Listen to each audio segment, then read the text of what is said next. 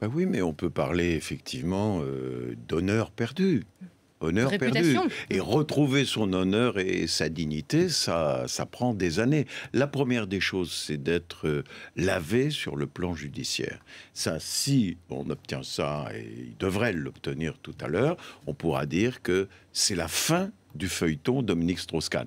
Mais en même temps, c'est la fin de ce qu'on a pu considérer pendant des années comme ses ambitions politiques. Je veux dire, c'est un homme qui ne retombera plus dans la bouilloire politique. Michel Tobin me faisait remarquer quelque chose de très intéressant tout à l'heure, c'était, j'allais dire, l'affaire américaine contre Dominique Strauss-Kahn, Nafissatou Diallo, le jugement, l'explosion quasi mondiale, et l'affaire française. Le Carlton de Lille, c'est une affaire française qui, d'une certaine façon, a peut-être beaucoup plus choqué les gens que l'affaire américaine. Parce qu'il y avait le côté, c'est l'Amérique, qu'est-ce que c'est que cette histoire? Bon.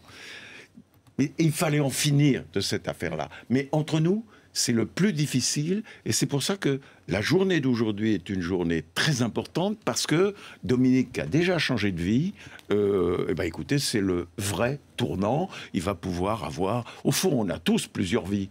Eh bien, il y a une autre vie qui commence aujourd'hui pour lui, et c'est tant mieux. Permettez-moi, moi, de dire comme... bon, ses amis, ses proches, c'est vrai. La vie va enfin changer, c'est-à-dire que il va être reconnu comme étant un libertin, si vous voulez, et ça c'est permis en France, mais pas un proxénète. C'est là que les partis civils se sont trompés.